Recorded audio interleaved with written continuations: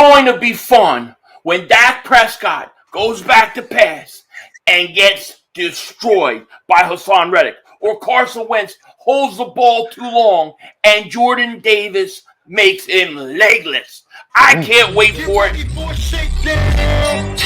Prepare for a shakedown. From Philly where they clap like huddles when they break down. It is going to be fun when Dak Prescott goes back to pass and gets destroyed by Hassan Reddick, or Carson Wentz holds the ball too long and Jordan Davis makes him legless. I can't wait for it.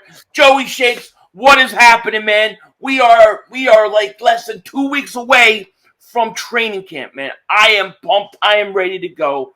And Joey, we got to talk about this defense because the position battles on defense are going to be tremendous. And the first place I want to start, and I want to really get your opinion on, because I think there's a lot of talent, going to be a lot of battling going on, and that is linebackers. This is a revamped linebacking core. I mean, they just rebuilt it, Joey. What are your thoughts, man, going into camp? Who do you like as a starter? What do you need to see? What battles do you think are going to be going on now?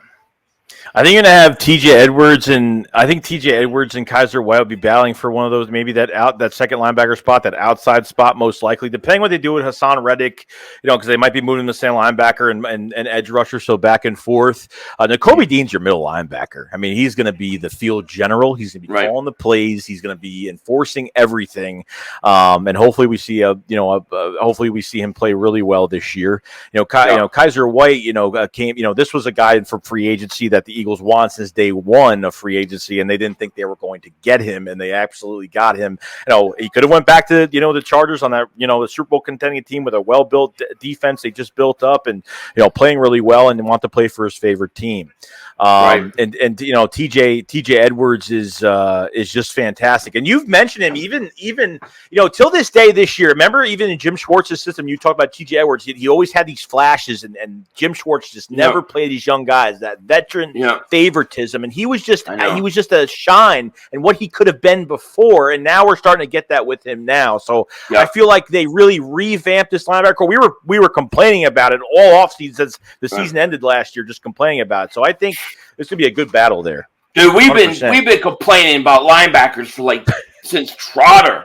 You know what I mean? And they're going to run a lot of two linebackers. They're going to have a lot of times just two linebackers out there. I got to think probably, you're going to have, of course, you're going to have Hassan Reddick, rushing the passer. But I think you got to figure going in to start training camp, I got to assume it's going to be White and TJ Edwards. And I think Nakobe Dean is going to have to take that spot. And I think he will. I think by the time the season starts, Nakobe Dean's a starter. But I think first day of camp when they line up, I imagine it's going to be Edwards and White. You know what I'm saying? But I mean, Nakobe Dean is the key, because if Nakobe Dean is what we think he's going to be, I just think it drastically changes the foundation of this defense for a long time. Because he, to me, he has a chance to be very special, and I don't know if he was hurt. I don't know if it's because I don't know how he fell to the third round. Honestly, the second round I could see. Third round, it was just like, what's going on? It was alarming, yeah. It's crazy. Yeah, we didn't know between the fake injury news and then Howie had his press conference, he'll be ready for rookie minicamp. He'll be ready. It's what? He'll be ready? 100% ready? Really? What? Who started this whole rumor about Nakobe Dean and this? It was his toes, it was his legs. It was it felt like he was in a damn wheelchair with a leg brace on. I mean, I didn't know what to even expect. Yeah, crazy. And then you have you have those the White, Dean, Hassan Reddick. And then you got Davion Taylor. Davion Taylor is such an interesting guy because he showed flashes of tremendous ability, and he just can't stay healthy. But if he came in and played well, I think he could give them, I think he could could fight for playing time. Definitely on special teams, man. What are your thoughts on Taylor? And Sean Bradley too. We can't forget Sean Bradley. Oh yeah, another guy. I mean, they got a lot of linebackers. All of a sudden, they're very talented at linebacker. Yeah, he Taylor definitely showed. I mean, he showed physicality. I mean, he was running east and west. He was all over the field making tackles. His blitzing was really good. Like, he was showing a lot of flashes, but obviously he was hurt in the I think he was hurt in the preseason, and he got hurt like near the bye week 10, like near that area of the season. So with the knee injury, and then couldn't play the rest of the year. So if he can come in healthy this year, it would bring something else to this linebacker core. Then you're going to have to figure out like which guys are going to be starting and who's going to catch on quick. And then Nakobe Dean might catch on quick. This guy majored in engineering. This guy is smarter than smart. So this guy might catch on quick. So I think he will. I think start of training camp, you're going to be here Edwards White. I think by the start of the season, Dean's playing. I really do. Another area I want to talk about, position battles and stuff like that going into camp, is the defensive line. Because obviously you got, you have, I guess, Hassan Reddick's technically a linebacker, but we see him more. His value is in his pass rushing ability.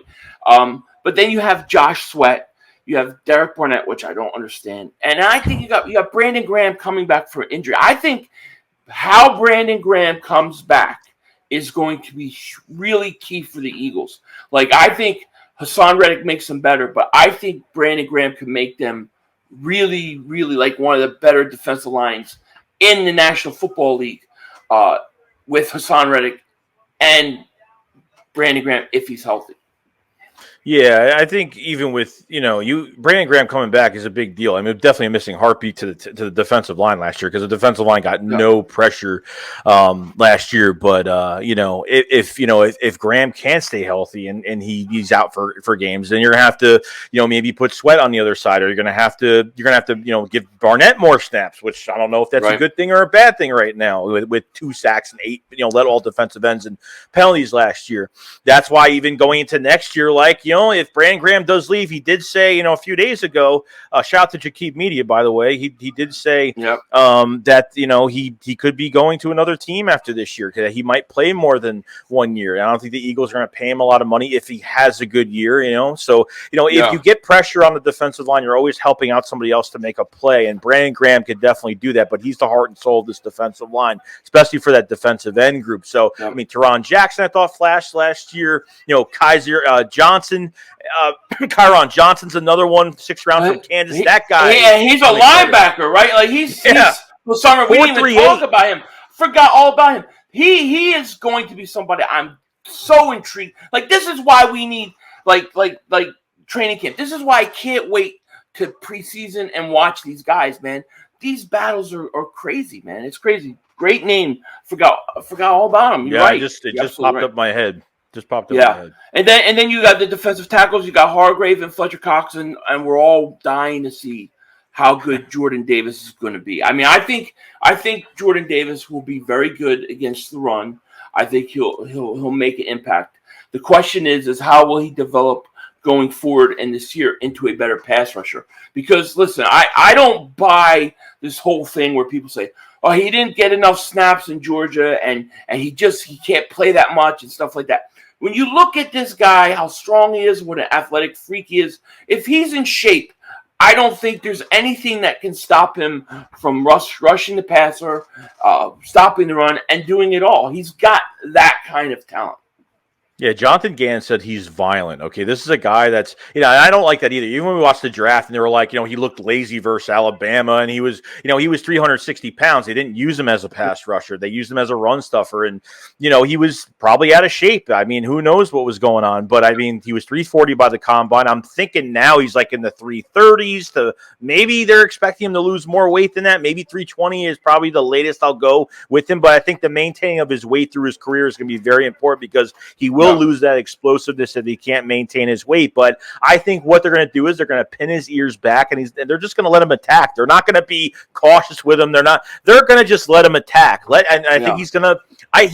he might make some noise this year. I'm not saying he's going to have 6 to 7 sacks this year, but I think in that rotation next to second-year Milton Williams, which I'm actually really excited for, because not only did he flash last year, that last Cowboys game against their starting offensive line, they kept Milton Williams in because we had the rest of our starters resting for the playoffs. Yeah. He played fantastic. He was getting pressure. They were moving him from defensive tackle to defensive end. They were moving him all over the place. So the defensive tackle and that Rennell Wren guy is another one that could be a nice 5 for us, and he's been working his tail off this offseason. So I like the rotation. I think what worries me the most is Fletcher Cox. Probably the number one problem I have right now is Fletch. Because just think he's old and worn out. I think he's been on the descending part of his career the past couple of seasons, but I think another part of his is I've seen him on some single block. He was getting single blocked, and he just I understand Gannon was using him the wrong way or whatnot, but if the guy can't pass rush, he can't pass rush. I mean, you're not telling me every single time it's Jonathan Gannon's fault. I mean, the guy's lining up as a 3-tech or whatever it is, and he can't get through that line or be disruptive at all. I mean, even after week 4 or 5 of the season, teams started to see that Hargrave was the bigger issue, and they started doubling him. Absolutely. So that was the problem. Yeah, no, I agree. And what's interesting is I can't tell you how many people have told me that this is Derek Barnett's year, that he is going to prove his worth, he is going to prove himself, and I always tell him, I hope he does. I don't see it coming, but I hope he does. The Eagles defensive line, they like to rotate. I think they'll be okay this year. Next year, you could lose Brandon Graham. You're going to lose Derek Barnett. So they're going to still have to fix that in the future. Another battle on defense I want to talk about is safety, right? Jaquaski Tart comes. You got Epps. You got Harris. I personally think that Tart is going to battle Anthony Harris for more playing time than Epps.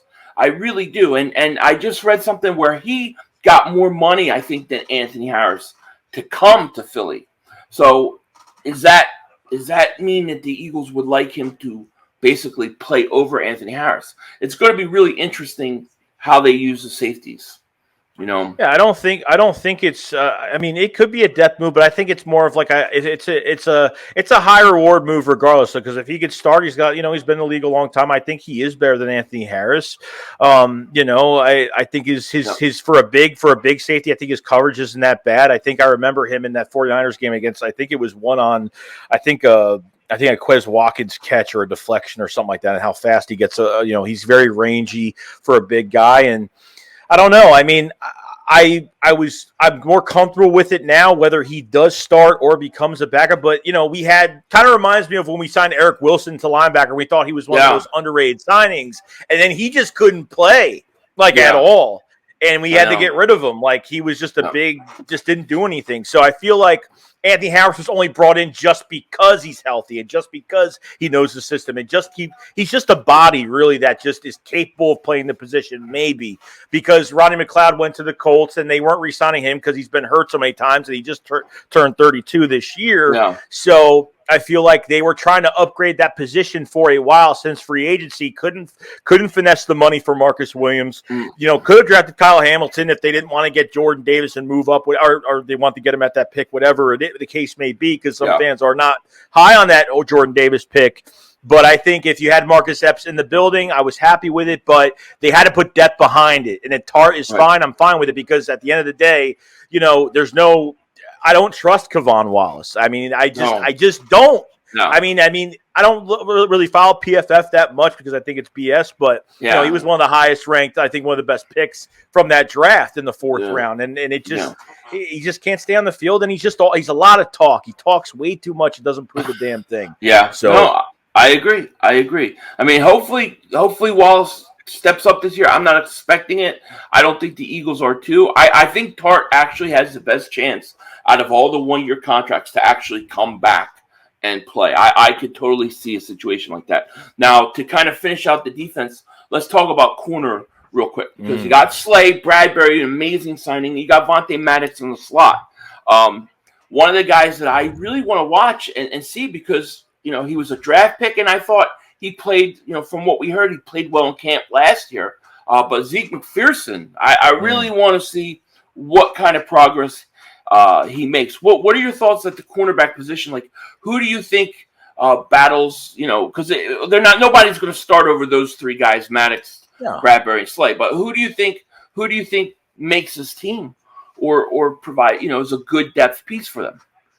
I don't know if Craig James is still. I don't know if he's on the roster still. I'm not sure. I think I can't remember. I'd have to look. Yeah, I don't know. I'll pass on him for now. But yeah, Zach McPherson definitely 4th-round pick out of Texas Tech. I thought even last year as a rookie. I mean, and look, because the last couple years were not a lot of offseason, a lot of virtual stuff. So a lot of these guys weren't together. But Zach's tackling I think was A+. I thought he got off blocks really well. His coverage was, he's a rookie. He's a 4th-round pick. He's going to make mistakes. So, I think takes a big jump this year. I definitely think he can definitely make the team because they actually put him outside. They were putting him inside a little bit. They were trying to move these guys around. Mario Goodrich is definitely another one because they gave him the most undrafted free agent money. It was like $216,000. And how this guy wasn't drafted, I don't know. He's very rangy and dynamic. And I think he could be like a Malcolm Jenkins piece, like a safety corner, a corner with safety background, a safety with corner background. I would try to move him around a little bit. We talk about the safety position like we did. I feel like they have so many bodies at corner right now, they could actually put some of those guys back there if you want. But, Josh Job's another one, didn't play in the SEC championship game, had the foot surgery in December. So a big prove it camp for him, but you have other guys like I'm probably not going to really talk about like Kerry Vincent Jr. or Matt McCain. Well, I'll tell you one I'm really interested in is Jimmy Moreland. Oh, yes. Jimmy Moreland has starting experience. He's played, and I think that was a really sneaky pick from a depth standpoint. You know what I'm saying? And Craig James is still on the roster, by the way. Okay, cool. So yeah. And then you got Tay Gowan. I totally forgot about Tay Gowan. He's another guy. They got some interesting young guys at corner that'll be fascinating to watch. And that's what although I'd like to see the starters play a little more than they did last year, they're not going to, most likely. At least we got a lot of young guys that are going to be really interesting to watch. This is going to be one of the most interesting preseasons where you're watching in the third and the fourth quarter, and there's actual legitimate battles going on. You know what I'm saying? Yeah, no, I totally forgot about a couple of the other players. I forgot about Jimmy Moreland coming off waivers was great. You said the starting experience and has played inside out. This might be your backup to Avonte Maddox, which I don't even know if we have a backup nickel at this point. So I don't really know. And then having Tay Gowan from that Zach Ertz trade, he had a couple snaps here and there, but I mean, he called himself the Tom Brady of cornerbacks, which, he kind of set himself up for disaster with that one. But I'm excited to see him play. I mean, Jimmy Moreland is the most experienced backup that we have right now. Total steal off waivers. I mean, total steal. Absolutely. So quarterback spot, I think it's one of the most valued positions. See what you have, and not to mention though, even going to next year, just think about it. Like you got James Bradbury on a 1-year deal. Okay, you have Slay is only here for one more year after this year, throughout the 2023 season. That's it. He's done after next year. So they got to go back to this whole thing of getting a young cornerback, and are they going to actually draft one and draft one high or trade for one? I don't know what they're going to do, but this cornerback position, this training camp might be as important as everyone thinks it is. So it might be really important. Absolutely. Well, we are less than 2 weeks away from training camp, and the Philly Shakedown podcast returns July 23rd next week. So you guys, we will be back live, second season. We want to thank each and every one of you guys for all the support you have given us over the course of the last year we've been doing this. It's been just amazing. And we know that this season, the Eagles is going to be crazy. Get ready going for a ride. Anything else, Joey? Season 2 coming up, baby. Coming up. With that said, take care. Talk to you later. Of course, don't be a dingbat. It's a shakedown. Don't you frown. Here comes Philly Shakedown. Let's go.